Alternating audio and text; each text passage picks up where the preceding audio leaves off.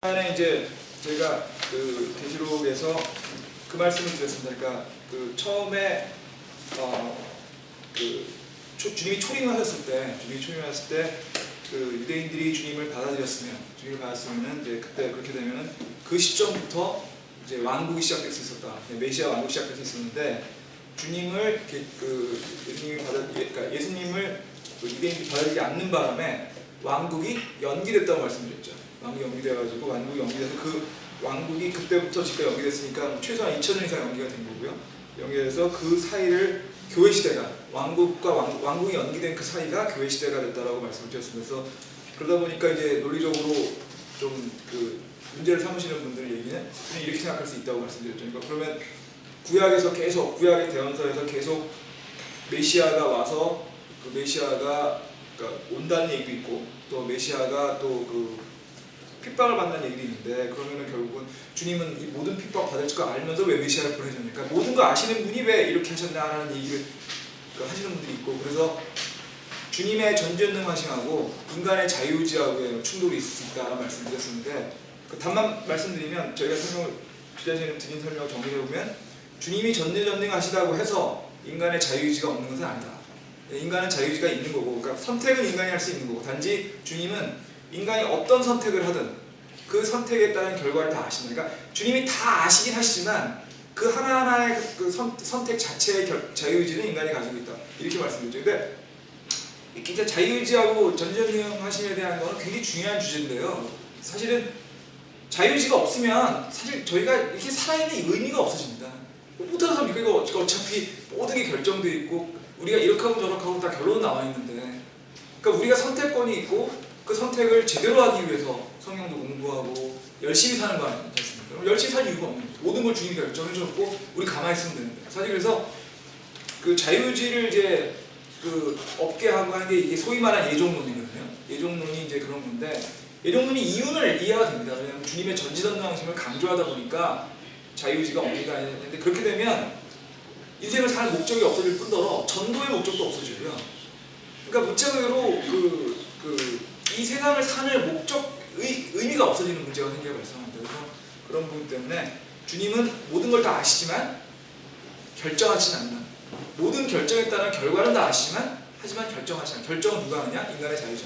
그래서 인간의 자유의지 때문에 왕국이 연계됐습니다. 그럼 2000년 동안은 무슨 일이 있었을까요? 오늘 그 얘기를 드리려고 합니다. 2000년을 성경학자들은 2000년을 뭐라고 부르냐면요. 놀라운 2000년의 갭이라고 얘기합니다. 그러니까 Amazing 2000 year gap이라고 부르는데 이게 유대인들이 주님을 거부함으로써 2000년 동안 교회 시대가 생기게 된 거를 이렇게 얘기를 하죠. 이제 주님이 1000년 뒤에 오시면 3000년이 되겠죠. 지금은 그냥 2000년이라고 얘기하는데 그러면 아까도 얘기 드렸지만 지난주에도 얘기 드렸지만 다니엘의 71회가 있었고요. 71회 중에 69일에는 끝났습니다. 마지막 한 일회가 남아있습니다. 한 일회가 남아있는데 그 마지막 한 일회는 7년 대환란 기간이고요. 그 7년 대환란 기간까지 교회 시대가 생겼고 그 교회 시대 생기게 된 거는 왕국이 연기됐기 때문에 얘기가 됐는데 그래서 이 2000년간의 이 교회 시대에는 무슨 일이 있었는가에 대해서 좀 성경에 나오는 구절들을 몇 개 보겠습니다. 2000년 동안에 교회 시대에 있었던 내용들 보면 맨 처음 있었던 일은 교회가 생긴 거죠. 2000년 동안에 교회 시대가 생겼으니까 교회가 생긴 겁니다. 교회는 언제 생겼습니까? 사도행전을 보시겠습니다. 사도행전 2장 40절죠.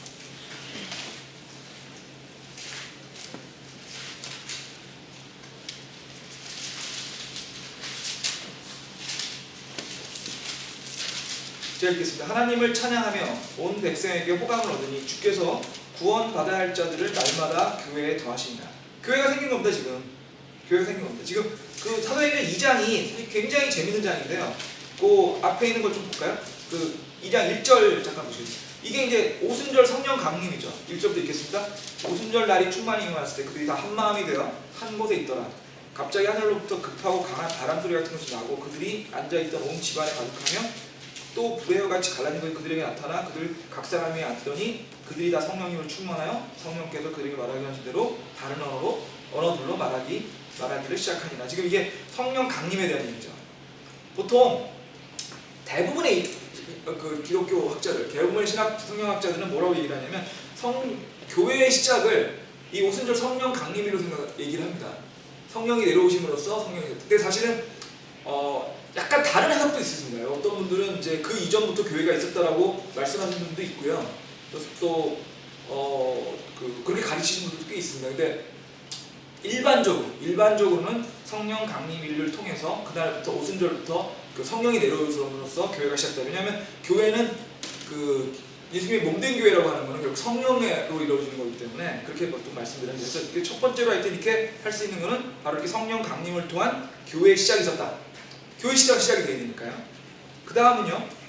그 다음에 뭐가 있었냐면 사도행전 15장 14절이요. 사도행전 15장, 오늘 좀 구절을 많이 찾을 겁니다. 그래서 조금 귀찮으시더라도 15장 14절.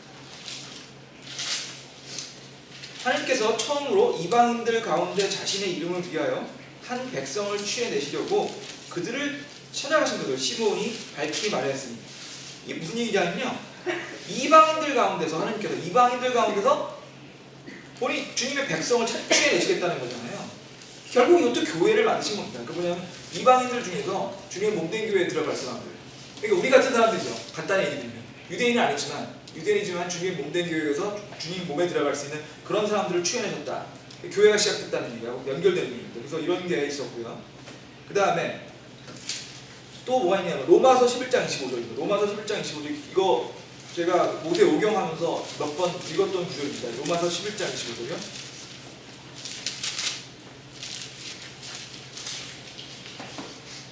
형제들아, 너희가 스스로 지혜인 것을 여기지 않게 하기 위하여 이 신비에 대해 너희가 모르기를 내가 원치 아니하니, 이 신비는 곧 이방인들의 충만한 이르기까지 이스라엘이 부분적으로 눈멀게 된다는 것이다. 이게 무슨 얘기냐면요, 일단 신비라는 말이 나오죠. 신비는요, 그 몇 번 얘기 드렸던 것 같습니다. 다시 한번 말씀드릴게요. 신비는 구약 성서에 나와 있지 않은 내용들이 신비입니다. 성경은요, 상당 부분의 내용들이 다 구약에 나와 있습니다. 거의 다라고 말해도 과언이 아닐 정도로 나와 있는데, 구약에는 없고요, 신약에만 있는 것들이 있습니다. 그런 것들이 이제 보통 하나의 신비죠. 구약에 안 나와 있는 것들. 그래서 지금 이제 구약에 안 나와 있던 신비에 대해서 말씀드리는 건데, 그게 이방인의 충만함이 이르기까지 이스라엘이 부분적으로 눈멀게 된다는 것이라는 얘기인데요. 그 구약 모세오경 할 때 몇 번 말씀드린 것 같은데, 주님께서는 그 죄인들의 죄가 조금 있을 때 곧장 징벌하지 않는다고 말씀드렸죠. 유대인들도 보면은 계속 주님한테 그 많은 잘못을 합니다. 계속 주님 말씀 정말 말 안 듣거든요. 말 안 듣는데, 그 말 안 듣는 것이, 그러니까 주님의 진노가 어느 순간에는 그냥 참으세요. 오래 참으시는 분이기 때문에. 근데 주님이 오래 참으시다가 그 진노의 잔이 차게 되면 그때 이제 주님께서 징벌을 내시고 하셨지 않습니까? 그래가지고 그 진노의 잔이 찰 때까지 되는데, 지금 보면 이방인들의 충만함이니까 이게 이방인들에 대한 주님의 진노가 차기까지라는 뜻입니다. 이방인들이 계속 잘못을 해가지고요, 그 진노의 잔이, 주님의 진노의 잔이 다 찰 때까지라는 뜻이거든요. 근데 그때까지 이스라엘이 눈멀게 된다. 눈멀게 된다는 게 뭐냐면 예수 그리스도를 받아들이지 않았다는, 예수 그리스도가 자기들의 메시아로 왔는데 그 유대인들이 눈이 멀어가지고 예수 그리스도를 받아들이지 않은 거예요. 다시 그럼 이걸 정리해 볼게요. 이 얘기는 뭐냐면 유대인들한테 유대인의 메시아인 예수님을 보냈습니다. 근데 유대인들이 눈이 멀었어요. 그래가지고 예수님이 메시아인지를 몰랐습니다. 몰라가지고 눈이 멀어가지고 예수님 받지 않았습니다. 그리고 난 다음에 언제 예수님이 다시 오시냐 하면은 이방인들에 대한 주님의 분노가 다 찰 때까지.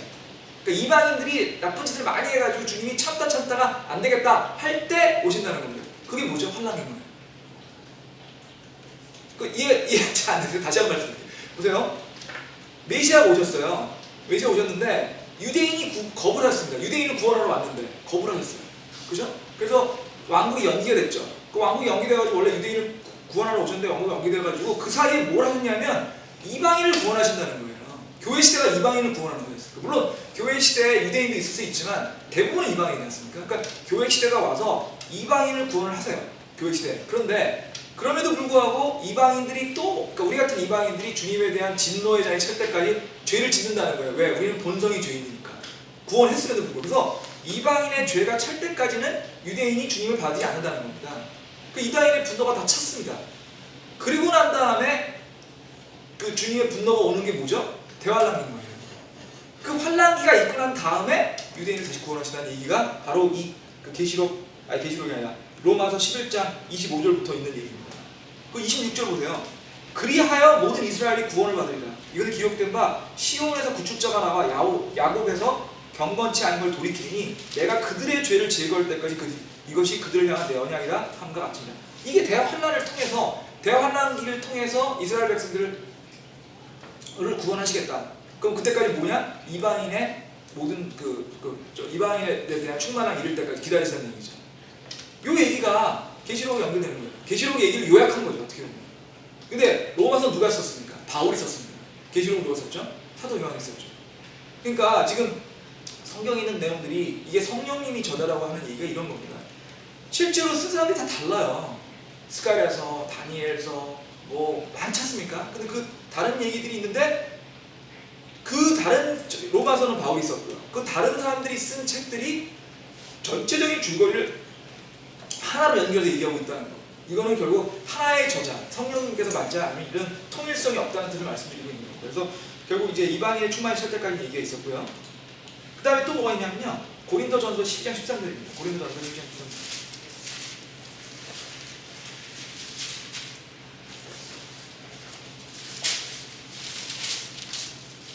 이게 이제 주님의 몸된 교회라는 거죠. 우리가 유대인이나 이방인이나 매인자나 자유로운 자나 모두 한 성령의 침례를 받아 한 몸으로 안으로 들어왔으며 모두가 마시게 되어 한 성령 안으로 들어왔느니라.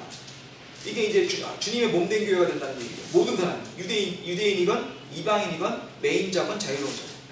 근데 여기서 하나 재밌는 게요. 이방인 얘기만 지금 있었는데 지금까지 제가 한 건 요 구절에는 이방인 외에 또 하나가 더 있습니다. 누군지 혹시 짐작이 가십니까? 여기서 매인자가 누굴까요? 매인자. 여기서 매인자는 보통 성경적인 종이라고 얘기합니다. 노예들. 로마 시대에는요. 로마 시대에는 노예들이 굉장히 많았습니다. 노예들이 그 통계에 따라 좀 다르긴 한데 노예 숫자가 로마 전체 인구의 약 30% 정도였다라고 얘기하는 사람부터 40%, 50%까지 얘기하는 사람도 있거든요. 굉장히 노예들이 많으니까 자유인과 노예가 교회에서는 전부 평등한 대접을 받았다는 얘기입니다. 지금 얘기는. 지금 생각해보면 별거 아닐 수 있죠. 왜? 우리는 노예를 모르니까. 노예제도가 없었으니까. 근데 노예제도가 있는다고 생각한다 보면 상당히 놀라운 문제예요. 그러니까 누구든 주님의 교회에 왔을 때는 전부 다 한 사람이 됐다는, 한 몸이 된다, 이런 뜻을 얘기하고 있는 거죠. 모두 다 구원받을 수 있고. 그래서 그게 이제 또한 있었고, 또 하나 뭐가 있냐면요. 이렇게 주님의 놀라운 은혜로 모든 사람 구원받는 기간에 대한 얘기가 그 2000년 동안 있었는데, 그건 에베소 2장 7절에 있습니다. 에베소 2장 7절.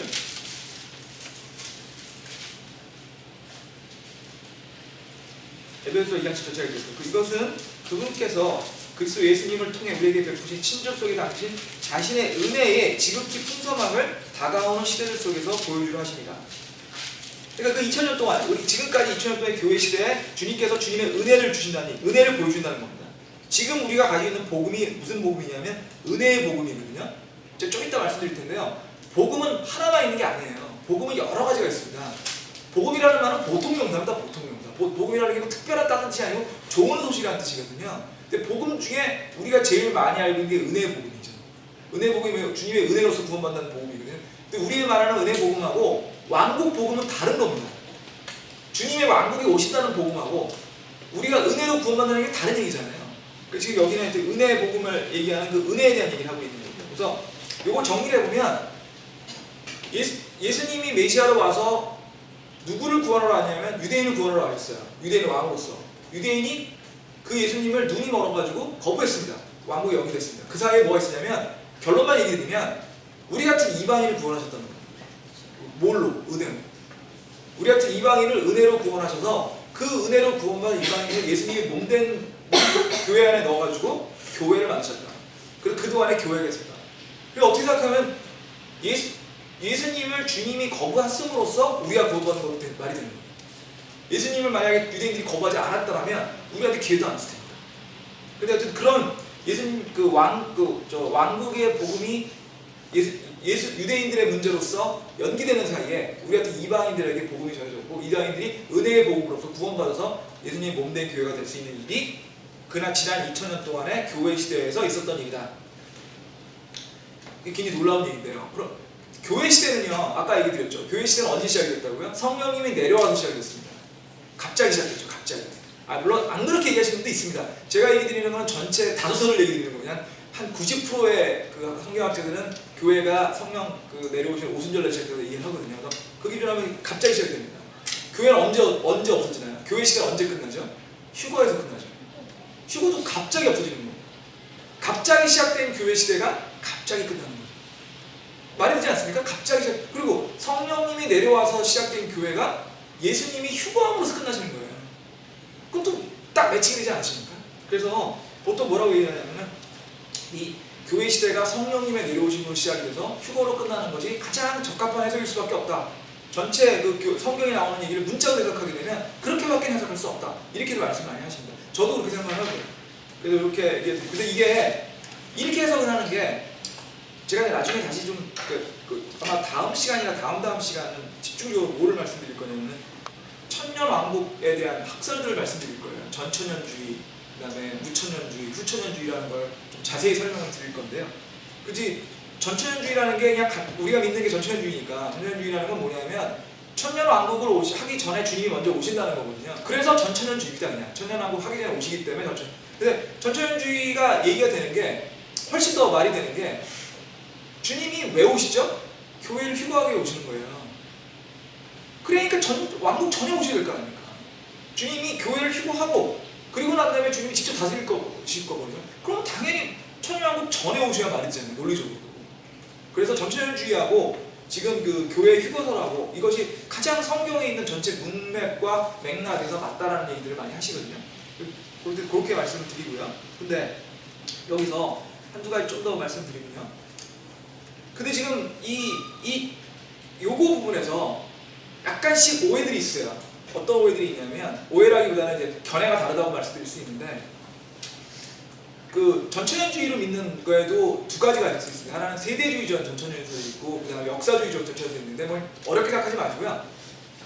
교회가 환난을 통과하느냐 안 하느냐를 갖고서 논쟁이 있습니다. 저희들이 믿는 믿음은 교회가 환난을 통과하지 않습니다. 교회는 환난 전에 휴거가 되고 환난 뒤에는 유대인과 이방인을 위한 거고 그 끝나고 난 다음에 교회에서 휴거됐던 그 모든 사람들은 주님의 심판석에서 주님의 심판을 받고 난 다음에 그리스도 심판석에서 심판을 받고 난 다음에 주님과 같이 천년왕국 통째로 내려오는 거죠. 그게 이제 우리가 말하는 그 전천년설인데 그렇게 안 믿는 분들은 안 믿는 분들은 환난을 교회가 통과한다고 가르치세요. 그래서 사실 이제 환난을 교회가 통과한다는 거 가르치는 분들 중에 어떤 그 분들은 아주 유명한 목사님 한 분은 이렇게 설명하시는 걸 제가 들은 적이 있습니다. 말이 안 된다. 주님이 그 교회를 사랑하시는데 그 사랑하시는 교회를 사랑하시는 교회를 그 환난을 통과한다는 것은 주님의 사랑하심에 비춰봤을 때 말이 안 된다 라고 설명을 하시는 분이 있으시더라고요. 근데 저도 공감을 갑니다. 그분이 무슨 얘기를 하려는지. 근데 그거는 좀 설명이 좀 너무 그냥 이거 말이 안 되지 않냐 외에는 논리는 없는 것 같아요. 근데 사실 뭐 그분이 말씀하시는 건 알긴 알겠는데 그거보다 좀 더 논리적으로 설명을 드리면 이렇게 말씀드릴 수 있을 것 같아요. 일단 성경적인 것들을 쭉 정리를 하게 되면 이렇게 돼 있습니다. 주님이 언제 오실지 모른다고 돼 있어요. 성경의 많은 구절에 보면요. 주님이 언제 오실지 모르기 때문에 주님이 도둑같이 오신다는 거 아닙니까? 그리고 그 복음서에 보면 그런 얘기 나와 있지 않습니까? 신랑이 언제 오실지 모르니까 신부들 깨어있으라고 얘기했잖아요. 등불 잘 가지고 있으라고 얘기해요. 그러면 그게 무슨 얘기죠? 언제 오실지 모른다는 거예요. 그죠? 보통 이건 뭐라고 말하냐면 징조가 있냐 없냐라고 얘기합니다. 주님이 오시는 거는 징조가 없다는 얘기가 굉장히 많이 나와요. 그래서 사도 바울도 무슨 얘기를 했냐면 사도 바울은 자기가 죽기 전에 주님이 오실 줄 알았어요. 사도 바울. 그 2000년 전이죠 벌써. 그러니까 언제 주님이 오실지 모른다고 생각했거든요. 사도 바울도. 그러다 보면은 그런데 보세요. 환난을 통과하고 난 다음에 주님이 오신다고 생각을 해보자고. 그러니까 주님이 오시는 건 두 번 오시는데 그 두 번 오시는 게 아니라 한 번 오신다고 생각을 하는 거거든요. 환난을 통과한다고 얘기하시는 분들의 특징은 우리는 주님이 두 번 오신다고 믿습니다. 첫 번째 환난 전에 오시고 그 두 번째 환난 후에 오시고요. 근데 그 지금 환난을 통과한다고 믿으신 분은 첫 번째 오시는 거하고 두 번째 오시는 게 다 하나다. 한 번 오신다. 그렇게 되면 그렇게 되기 때문에 결국은 환난기 이후에 주님이 오시는 것밖에 없다고 하는데 그러면 어떤 굉장히 큰 논리적인 하자가 생기냐면 주님이 오실지 언제 오실지에 대해서 징조가 생기게 됩니다. 뭐가 징조일까요? 환난기에 들어오면 문제 이제 아는 거죠. 환난기에 들어가서 적그리스도가 나타나고 적그리스도가 누군지 몰랐다고 치자 이거죠. 하지만 3년 반 뒤에 적그리스도가 자기 본색을 드러나잖아요. 그러면 그 순간에 이제 알게 되는 거야. 3년 반만 기다리면 물론 힘들겠지만 기다리면 주님이 오시겠구나. 왜? 환란기가 시작된 걸 아니까 그때가 되면 징조가 있는 거죠. 그러면 그 전에 말했던 말씀 많은 것들하고 어긋나는 거 아니에요. 주님이 언제 오실지 모른다고 그랬는데 징조가 있다는 거지 않습니까? 그러니까 논리가 안 맞는 거예요. 그러니까 그 지금 보면은 성경에 나오는 많은 대언서들의 얘기가 주님의 초림과 재림을 섞어서 얘기하고 있기 때문에 헷갈리다고 말씀드렸잖아요. 그래서 초림과 재림이 두 가지를 한꺼번에 대언서에 얘기하고 있어서 주님이 약하게 오시기도 하고 강하게 오시기도 하고 고난을 받으시기도 하고 왕으로 오시기도 하고 이 말이 안 된다고 생각을 하는데 그거는 두 개를 한꺼번에 얘기해요. 마치 먼 산을 봤을 때 산이 봉우리가 나란히 있어서 가까이 보이지만 실제로 떨어져 있는 것처럼 그 대언의 큰 봉우리라고 말씀드렸다시피 그렇게 얘기하듯이 환란기에도요 주님 오시기 두 번 있는데 그 두 번을 한가를 생각하게 되면 지금 이런 논리적인 모순이 생길 수 있는 거예요. 그러니까 이렇게 보시면 돼요. 첫 번째 주님 오시는 거는 바울이 그랬듯이 또 수많은 성경 이 초기 기독교 신자들이 그랬듯이 또 우리가 이렇게 믿듯이 징조 없이 오셔야 되기 때문에 처음에 휴거 오시는 거는 갑자기 오실 겁니다. 그래야지 교회가 휴거가 되고 갑자기 오셔서 그 다음에 두 번째 주님이 오시는 거는 그거는 누구든지 알게 오시는 거죠. 갑자기 오시는 거는 주님 눈에 안 보입니다. 공중에 오시니까. 두 번째 오시는 거는 주님이 보이게 오시는 거죠. 이 땅에 오시는 거니까. 그 차이가 있는 거예요. 그래서 징조가 있게 오시는 거, 징조가 없게 오시는 차이고요. 휴거는 첫 번째 오시는 공중재림은 징조가 없이 갑자기 오시는 거고 두 번째 오시는 지상재림은 징조가 있죠. 그 징조는 뭐죠? 환란기죠. 환란기를 지나야지 분명히 오시니까. 아 그러니까 그거에 따라서 주님이 오시는 건 두 번이다. 그렇기 때문에 그렇게 이해를 하게 되면 교회는 환란을 통과하지 않게 되는 거죠. 그게 훨씬 논리적이죠. 그리고 난 다음에 이런 맥락에서 보면서도 교회를 주님이 사랑하시고 또 주님이 주님의 한 몸에 대한 사람을 주님이 사랑하심을 느낄 때 교회를 환란 통과하지 않는 게 더 논리적이지 않습니까? 이렇게 얘기하면 더 훨씬 이해하기 쉬운데 그런 걸 다 거두절미하고 주님이 교회를 사랑하시니까 환란기를 통과하면 안 된다. 이거는 좀 너무 빨리 결론을 냈습니다. 빨리. 그렇게 설교하시는 분이 있으시더라고요. 우리 뭐 유명한 우리 한국 교회 목사님 중에서 그렇게 설명하시는데 결론은 맞는데 논리적으로는 제가 지금 말씀드린 것 같은 그렇게 설명하는 게 훨씬 논리적인 것 같아서요. 그렇게 설명을 드리고요. 그 다음에 이제 그리고 또 첫 번째 공중재림과 두 번째 지상재림의 큰 차이가 또 하나 있어요. 하나는 공중에 오시고 하나는 지상에 오시죠. 또 하나는요. 첫 번째 오시는 공중재림은 누구를 위해서 오시는 겁니까? 성도들을 위해서 오시는 겁니다.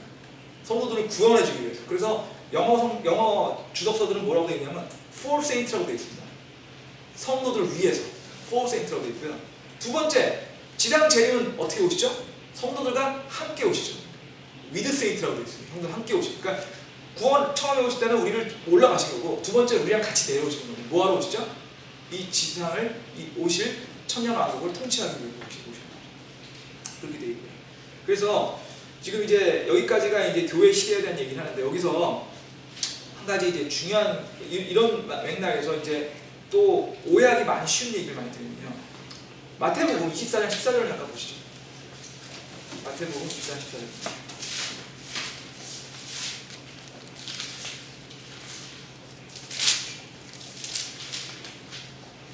왕국의 이 복음이 모든 민족들에게 증거가 되기 위하여 온 세상에 선포되리야 그제야 끝이 오리라 이렇게 되어 있죠.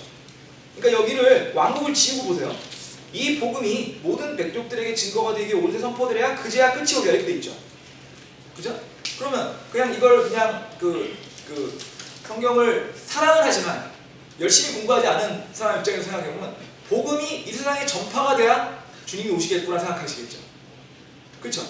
그 왕국이라는 걸 지워버리고 아니고 또 이게 개혁 성경은 이 왕국이라고 잘 번역 안 돼 있거든요. 그러니까 이걸 잘못 성경을 이해하면 어떻게 되면 복음을 다 전파해야 되니까 복음을 다 전파하면 주님이 오시는구나.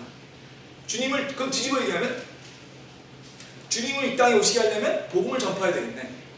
그 복음을 전파하기 위해 가지고 많은 뭐죠? 그러니까 복음이 주님의 복음이 안전해져 있는 그 수많은 나라들에 가서 열심히 복음을 전파해야지만 되겠구나. 그러니까 아프리카에도 가야 되고 이라크에도 가야 되고 뭐 그렇게 가가지고 주님의 복음을 전파해야지 그래야 주님이 오시겠구나 라고 얘기하시는 분들이 있죠. 맞습니다. 그런 분들이 굉장히 많고 사실은 그러니까 좀 우스운 얘기지만 말씀하시는 그 자체는 나쁜 건 아니죠. 주님의 복음을 전파하라고 열심히 하겠다. 주님 복음을 전파하기 위해서 최선을 다해가지고 주님을 다른 사람들한테 알리겠다. 특히 뭐 주님 모르고 있는 그 많은 뭐 아프리카라든지 뭐 이런 데 가가지고 하겠다. 이거는 말이 되는 얘기긴 한데 굉장히 큰 오류가 있을 수 있습니다. 그러면요, 주님을 내가 복음을 전파를 빨리 하면 빨리 오신다는 얘기잖아요. 그럼 주님이 오시는지 안 오시는지가 내 책임이라는 얘기입니까?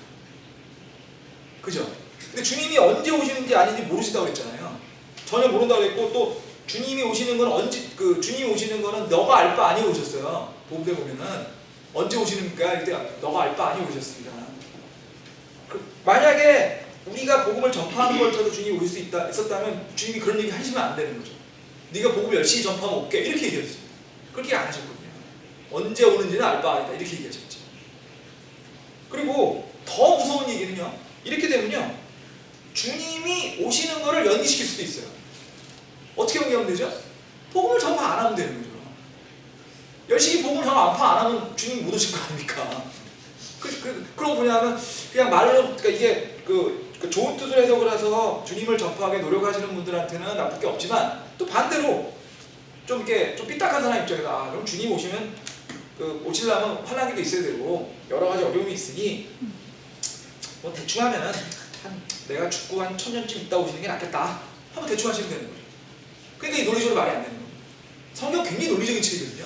굉장히 논리적인 책인데, 이게 유대인들이, 제가 말씀드렸잖아요, 유대인들이 제일 많은 직업이 변호사예요.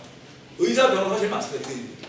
그래서 유대인들이 굉장히 논리적인 사람들이고 똑똑한 사람들인데, 성경만 봐도 알 수 있는 게 성경에 있는 논리들이 굉장히 논리적이거든요. 앞뒤가 정말, 이 원래 성경 자체가 계약서라고 말씀드렸잖아요.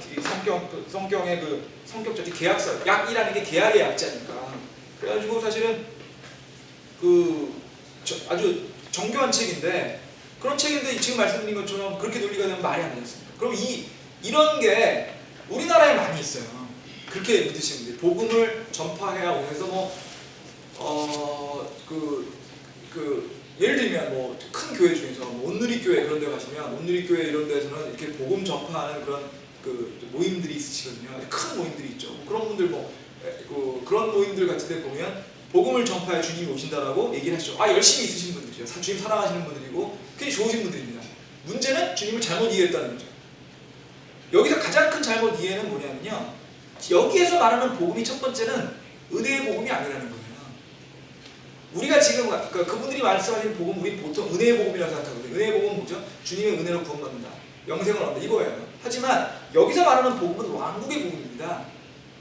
왕국이라고 되어 있잖아요. 여기 보면 14절에 24절에 왕국의 복음은 은혜의 복음과 다른 겁니다. 아까 얘기했지만 복음은요, 헬라어에서 에반겔리온이라는 말에서 나온 말입니다. 에반겔리온이라는 말이 에반젤리스트라는 말은 들어보셨죠? 그 복음 사역자를 영어로 이제 에반젤리스트라고 부르거든요. 그러니까 선교사님들 중에서 이제 부흥회 같은 거 하시는 분들 에반젤리스트 이런 말들 많이 쓰시잖아요. 근데 그 에반겔리온이 복음이라는 뜻입니다. 복음. 보통 명사입니다. 좋은 뜻, 영어로 그냥 굿 뉴스, 좋은 소식이라는 뜻, 좋은 소식.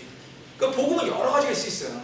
예를 들면 여기 자매님들 같은 경우에 자매님들이 자제님들이 다 똑똑해가지고 좋은 학교 가는 법을 하시잖아요. 그럼 좋은 학교 가는 게 복음인 거죠. 좋은 학교에 어플라이했는데 합격이 되면 복음입니다. 그 다음에 좋은 학교 졸업하고 난 다음에 좋은 일을 하거나 좋은 직장을 하거나 좋은 사업을 하거나 뭔가 하는데 잘 되는 것도 복음입니다. 자제님들 사랑하시는 입장에서. 그럼 여러분이 만약 이민을 가고 싶으시다. 그럼 이민 관련돼가지고 해외 영주권이 나오는 것도 복음이죠. 복음은 보통 명사예요. 모든 데 쓸 수 있는 거다, 뭐든지. 그 복음 중에 우리가 제일 많이 아는 복음이 그냥 은혜 복음인 거예요. 그러니까 은혜로서 구원받는다. 우리의 행위가 아닌 은혜로서 복음받는다. 정말 좋은 얘기죠. 왜냐하면 영생을 은혜로서 주신다는데, 공짜로 주신다는데, 그것만큼 좋은 소식이 없어. 하지만 그것만 복음은 아니라는 겁니다. 왕국의 복음도 있거든요. 좀 이따 제가 왕국 얘기를 드릴 텐데, 왕국의 복음은 언제 있느냐? 환란기 때 있습니다. 이 왕국은 무슨 얘기냐면요, 천년왕국이 온다는 거거든요. 천년왕국. 여러분들 침례 요한이 회개하라고 하면서 뭐라 그랬습니까? 왕국이 가까웠다 그랬죠. 회개하라, 왕국이 가까웠다. 그 왕국이 이 왕국이에요. 천년왕국 얘기하는 거예요. 메시아가 다니시는 왕국이 올 거다. 다윗의 자손이 아닌 왕국이 이때 와서 유대인들을 해방시킬 거다, 이 얘기한 거거든요. 그게 왕국의 복음이에요. 은혜 복음이야. 침례 요한이 은혜로서 구원받았을까 이런 얘기 했냐고요. 아니잖아요. 그러니까 왕국의 복음이라는 얘기는 바로 그런 얘기라고 했기 때문에 지금 여기서 말하는 계시록 24장 14절에서 말하는 이거는 뭐냐면 환란기를 얘기하고 있는 겁니다. 환란기에서 왕국의 복음을 전파하는 사람은 누구죠? 14만 4천 명하고 두 증인이에요. 우리 14만 4천 명 두 증인 배웠지 않습니까? 그죠? 14만 4천 명 유대인들이라고 말씀드렸죠. 두 증인은 모세와 엘리야라고 얘기했습니다. 모세와 엘리야와 14만 4천 명들이 주님의 복음을 전파한다. 그 복음은 뭐냐? 왕국의 복음이다. 뭐죠? 환란기가 끝나면 주님이 다스리는 왕국이 올 거다. 천년왕국이 올 거다. 그 복음이 전해지면, 그러니까 14만 4천 명과 그 두 증인이 그 환란기가 끝나면 왕국이 오실 거니까 그 왕국이 올 때까지 빨리 회개해서 주님한테 가까이 와라라고 얘기를 하고 있는 거거든요. 그게 끝나면 복음이 끝난다는 얘기예요. 그러니까 환란기가 끝난다는 얘기예요. 그 무슨 얘기죠? 계시록 24장 14절은 환란기의 얘기다. 환란기에서 왕국의 복음에 대한 얘기니까 그걸 가지고서 주님 오신다는 얘기다. 그러니까 이걸 갖고서 은혜의 복음을 지금 전파하면 주님이 빨리 오시다라고 얘기하는 거는 뭐라고 할 수 있는 거죠? 시대착오죠. 이걸 얘기하는 거죠. 은혜의 복음을 왕국의 복음이랑 착각을 한 나머지 지금 시대를 환란기랑 착각한 거랑 똑같은 일인 겁니다. 무슨 얘기죠? 잘못된 거죠. 그래서 성경이 그 성경 공부를 해야 되는 이유가 뭐냐면 주님을 진정으로 사랑하려면 주님을 진정으로 이해하셔야 됩니다. 주님을 진정으로 이해하시면 성경을 아셔야 되거든요. 근데 성경 공부를 제대로 해서 이해를 하게 되면은 우리의 믿음이 좀 더 강해질 수밖에 없습니다. 성경에 있는 걸 완벽히 아니까. 잘못 이해하게 됐을 때 나쁘게 말하면 오해하게 되는 거고 그게 더 심해지면 이단이 되는 겁니다. 다른 게 이단이 아니에요. 자, 성경을 열심히 안 봤을까? 아니 그 신천지가 얘기하는 그런 많은 얘기도 있지 않습니까? 성경을 제대로 공부를 하면 그게 틀린다는 얘기를 알 수 있는 거예요. 단지 성경이 어렵죠. 공부하기가 어렵습니다. 어렵기 때문에 그걸 그냥 그리고 더 큰 문제는 공부를 안 하죠. 그러니까 이제 그거가 이제 금방 빠지기 쉬운 건데 이런 부분들이 굉장히 큰 오류가 될 수 있는 그런 부분입니다. 그러니까 이게 절대로 오해하지 마시고요. 그러면 계시록 24장 14절 부분이 이것이 환란기에 대한 얘기다. 진짜냐? 진짜죠. 어떻게 알 수 있냐면 계시록 24장 1절부터 21절까지 있는 내용하고 마태복음 24장 1절부터 21절에 나온 내용하고요. 계시록 6장 1절 4절 내용이 같습니다. 비슷한 게 아니라 같습니다. 볼게요. 보십시오. 5절 잠깐 보실게요. 많은 사람이 내 이름으로 24장 5절입니다. 마태복음. 많은 사람이 내 이름으로 와서 내가 그리스도라고 하며 많은 사람들 속이니라 그랬죠. 내 이름으로라도 내가 그리스도라고 하는 사람을 가장 한마디로 하면 뭐죠? 적그리스도다. 적그리스도. 계시록 6장 잠깐 보시겠습니다. 그 페이지를 손을 끼시고요. 계시록 페이지 잠깐 6장 잠깐 보세요. 계시록 6장에 첫 번째 봉인을 보십시오. 첫 번째 봉인을 봤을 때 흰 말이 나오죠. 흰 말을 난 차가 활을 가졌고 관을 가지네 그가 나아가서 정복하고 정복하여. 이 사람이 누구라고 말씀드렸습니까? 첫 번째 봉인에서 적그리스도라고 얘기했잖아요. 그러니까 계시록 6장 2절에 나오는 적그리스도, 첫 번째 봉인의 적그리스도하고 지금 마태복음 24장 5절에 있는 적그리스도가 같은 겁니다. 두 번째요. 또 너희가 6절 보시겠습니까? 또 너희가 전쟁과 전쟁의 소문을 터니나 주의하여 불안해하지 말라. 이 모든 일은 반드시 일어나야 하되 아직 끝은 아니라. 이게 뭐죠? 6장 보십시오. 그 계시록 6장에 보시면 두 번째 봉인을 하시면 붉은 말이 나오는데 4절 보시겠습니다. 땅에서 화평을 제거하는 권능을 봐서 이것들이 서로 죽이게 하려 함이라. 전쟁이 있다는 얘기죠. 그러니까 지금 계시록에서 순서가 적그리스도 그 다음 전쟁입니다. 지금 마태복음의 순서도 적그리스도 전쟁입니다. 그 다음에요. 세 번째 보시겠습니다. 7절 민족이 민족을 왕국이 왕국을 대적하여 일어나고 곳곳에 기근과 역병과 지진이 있으리니 했죠. 그 다음에요. 계시록 6장 보시면요. 6장에 5절 보시면 셋째 봉을 여신 뒤에 보시니 검은 말을 가진 자가 그 위에 탄 자가 저울을 가졌다 이렇게 되어 있습니다. 이 저울 가졌다 이게 이제 뭐를 얘기하냐면 기근을 얘기한다고 말씀드려요. 기근. 물가가 올라가지고 기근이 있다. 이게 이제 세 번째 봉인 얘기가 기근 얘기가 7절에 나오잖아요. 기근과 역병과 지진이 있을 것입니다. 그 다음에 8절에 이 모든 고통이 시작이나 9절에 보시면 그때 그들이 너희를 넘겨주고 고통받게 하고 너희를 죽이리니 너희가 내 이름으로 인해 모든 백성의 미움을 받으리라. 죽이라고 되어 있죠. 그 다음에 7절 보시겠어요. 계시록 6장 7절. 그분이 넷째 봉을 여시니 내가 들으니 8절 보시면 내가 바로니 보라 창백한 말이라. 그 위에 탄 자 이름은 사망이니 지옥이 그와 함께 따라다니라. 정리해 보겠습니다. 지금 순서가 어떻게 되어 있습니까? 적그리스도 나오죠. 전쟁이 나옵니다. 그 다음에 기근입니다. 그 다음에 죽음이 나오죠. 그게 지금 계시록에 있는 순서하고 마태복음 순서가 완전히 똑같습니다. 완전히. 이 두 가지를 보게 볼 때, 즉 계시록 24장, 계시록 6장에 나오는 그 봉인, 첫 번째부터 네 번째 봉인 얘기를 지금 마태복음에서 24장에서 반복하고 있는 거예요. 그러니까 이걸 볼 때 지금 24장 14절에 나오고 있는 그 부분은 환란기 때 주님의 왕국의 복음을 얘기하라는 얘기로 해석을 하셔야 전체 맥락이 이해가 되시는 거죠. 이해되시죠? 근데 이게 또 놀라운 거는 뭐냐면, 보십시오. 순서를 잠깐 보세요. 저희가 이제 창세기 때 저희가 얘기를 잠깐 드린 것 같은데, 창세기에 저희 뭐라 그러죠?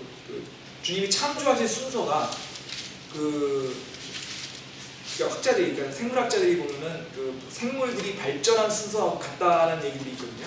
그러니까 뭐냐면 처음에 생물들 나오는 순서하고 주님이 이제 날짜에 따라서 순서가 같다고 얘기하는데, 이것도 보면 굉장히 논리적입니다. 어떤 논리적이냐면 보세요. 전쟁을 일으키는 주체가 먼저 나옵니다. 누구죠? 적그리스도입니다. 그 적그리스도가 뭐라 일으킵니까? 전쟁을 일으킵니다. 전쟁을 일으켜서 서로 싸우죠. 전쟁을 일으키다 보니까 어떻게 되냐면 뭐 농사 짓던 것도 다 문제가 될 거고 생산지도 파괴가 되니까 어떻게 되냐면 기근이 오게 됩니다. 물가가 오게 되고요. 사람들은 뭐 때문에 죽어나냐면 그 기근 때문에 죽는 거예요. 딱 순서가 굉장히 논리적이에요.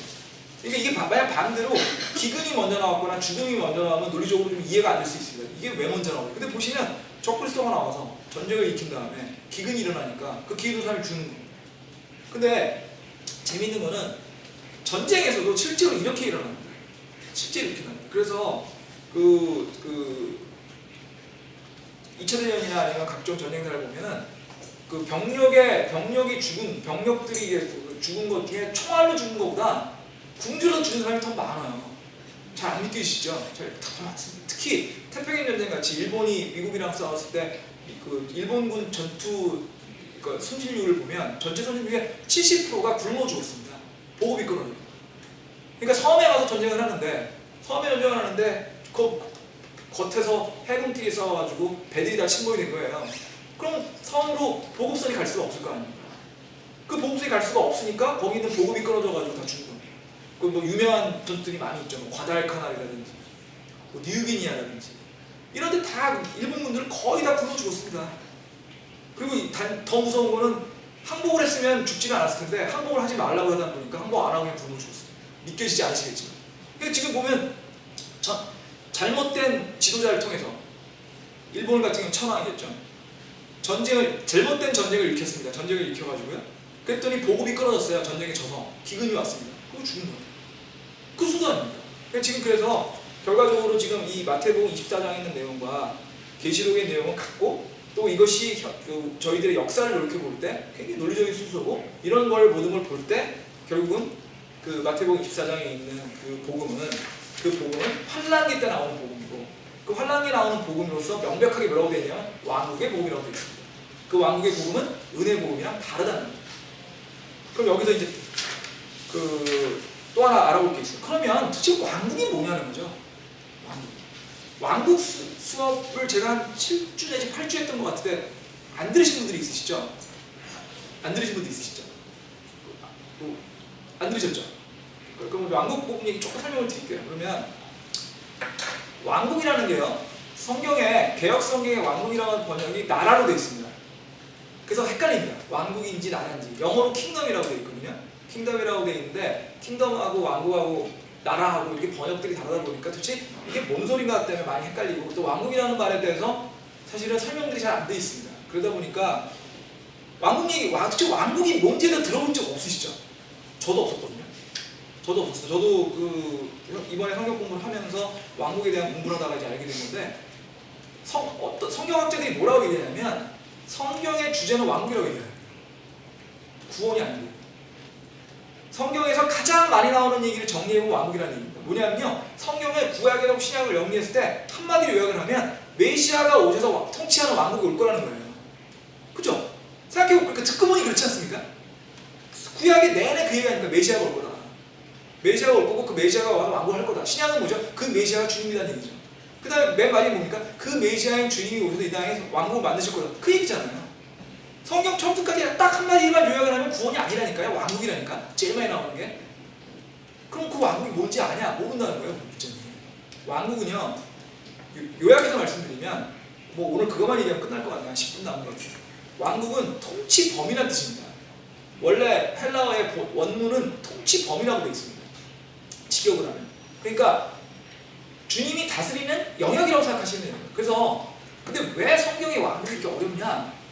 이게 그거는 어떻게 보면 인간의 언어가 주님의 개념을 이렇게 하다 보니까 어려워진 건데요.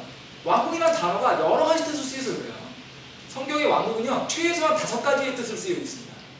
5가지의 뜻이 왕국이라는 단어로 같이 쓰이고 있습니다. 그 중에 가장 많은 한 70%의 왕국은요 천년왕국을 얘기합니다.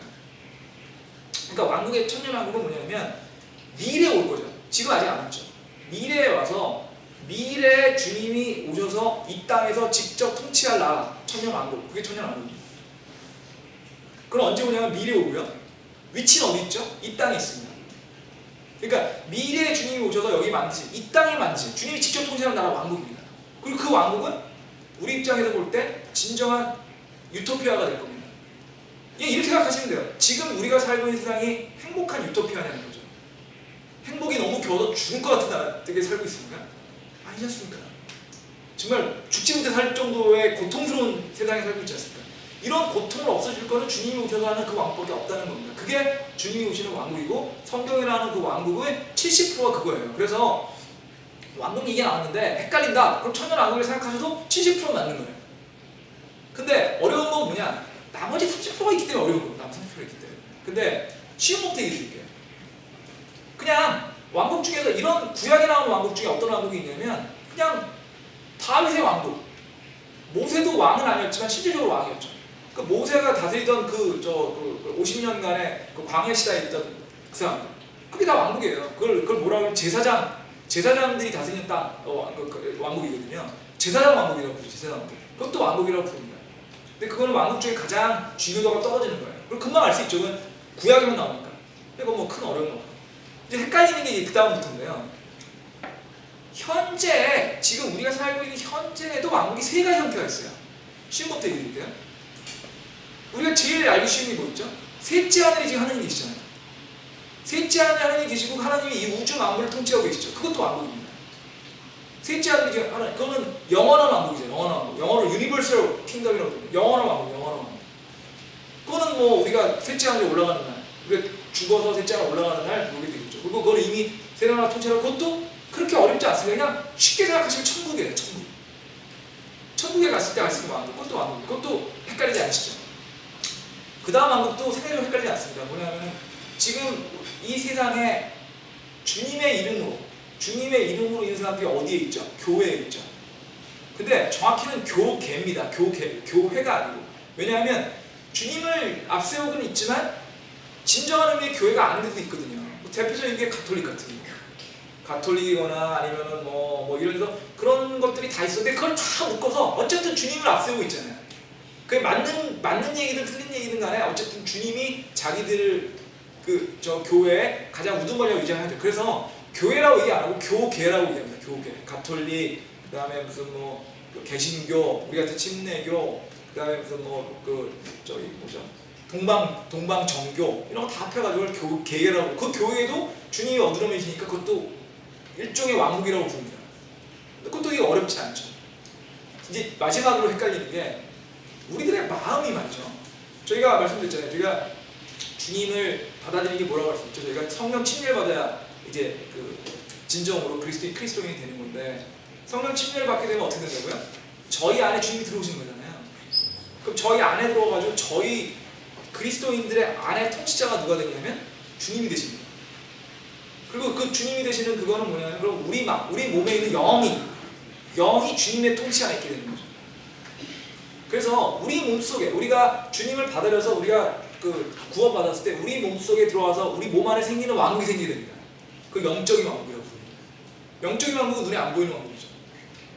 그리고 영적인 왕국이 꽤 많이 나옵니다. 한 전체 왕국 중에 한 10%, 15% 정도는 영적인 왕국이에요. 영적인 왕국이하고 천년왕국을 헷갈려 하시는 분들이 굉장히 많아요. 근데 영적인 왕국과 천년왕국을 다시 정리해보면 영적인 왕국은 우리 몸 안에 들어오는 왕국이고요. 눈에 안 보이는 왕국이고요. 그리스도인이 됐을 때 누구 안에 있는 왕국입니다. 그리고 그거는 우리 몸 안을 주님이 통치하신다는 뜻으로 왕국이지 그 실제로 눈에 보이는 게 아니에요. 근데 천년왕국은 우리가 생각하는 나라라고 생각하시면 돼요. 그냥 단지 그 우두머리가 도널드 트럼프도 아니고 문재인도 아니고 김정은도 아니고 주님이신 거죠. 그 왕국이 오신다는 거예요.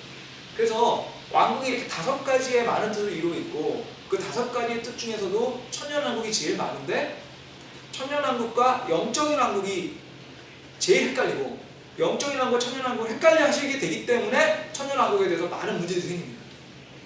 근데 그 다음 시간에 설명을 드려야 되는데 성경에 나오는 걸 문맥을 이렇게 보시면요, 영적인 왕국으로 하게 됐을 때 말씀이 도저히 이해 안 가는 것이 너무너무 많이 있습니다. 한 구절만 오늘 보고 끝낼게요. 한 구절. 너무 많은 구절을 얘기할 시간은 없고요. 한 구절 보면 그 제일 유명한 구절 보여요. 누가복음 4장 5절. 누가복음 4장. 이거는 뭐 어마어마하게 유명한 구절이니까 다 아실 겁니다. 누가 가져오죠? 또 마귀가 그분을 데리고 높은 산으로 올라가 순식간에 세상의 모든 왕국을 그분에게 보여주며 마귀가 그분에게 이르되 이 모든 권능과 그 왕국들의 영광을 내가 내게 주려니와 그것이 내게 넘겨졌으므로 누구든지 내가 원하는 자에게 그걸 주리라.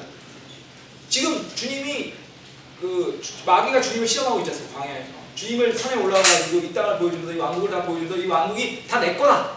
마귀가 주장한 거예요. 내 건데 너한테 넘겨줄게. 주님한테 건방지게 이기고 있는 거죠. 여기 왕국이 영적인 왕국이라고 생각이 드세요? 이 마음속에, 그러니까 제가 높은 산에 올라가서 마음속에 있는 눈에 안 보이는 왕국들을 보여주면서 이 모든 눈에 안 보이는 사람들을 너한테 넘겨줄게 이렇게 해석이 되십니까? 아니면 올라가서 저기 미국도 보이고 저기 한국도 보이고 저기 중국도 보이는데 이 모든 거가 다 내 건데 너한테 넘겨줄까? 어느 거로 보이세요? 당연히 눈에 보이는 왕국으로 해석이 되는 거 아닐까 이거는. 그리고 영어 성경에는 여기에 왕국들이라고 돼 있어요. 킹덤즈라고 돼 있다고요. 킹덤즈라고. 그러니까 복수로 돼 있는, 셀 수 있는, 눈에 보이는 왕국을 얘기하는 거거든요 지금. 그래서 사실은 그 왕국들이라는 것들이 피지컬 왕국이라고 하는 것들로 지금 이해를 하셔야만 얘기가 될 수 있거든요. 피지컬 왕국이라고 눈으로 보이는 왕국이 되기 때문에 천년왕국도 눈으로 보이는 왕국이 돼야만 말이 되는 거죠. 영적인 왕국은 예시적으로 몇 번 얘기가 있긴 있으세요. 하지만 그게 전체 왕국을 얘기하는 게 10%밖에 안 된다니까요. 70%는 천년왕국을 얘기하는 건 눈에 보이는 왕국입니다. 그래서 다음 시간에는 왕국 얘기가 이제 오늘 제가 그냥 대략 얘기를 드린 거고, 그러면 이 왕국 얘기가 어떻게 더 설명이 되어 있는지 설명을 드리고 그 다음에 마무리 드리겠습니다. 자, 여러분 기도하고요. 하겠습니다. 하늘의 우리 아버지, 저희한테 성경을 주셔서 감사드립니다. 저희가 성경을 더 사랑하게 해주시고 성경을 더 잘 알게 해주시고 그걸로 저희가 오류가 빠지지 않도록 보다 주님 뜻대로 살 수 있도록 도와주시고 계속되는 예배 시간을 주님께 모든 걸 맡기며 우리도 예수 그리스도의 이름으로 기도드렸습니다. 아멘.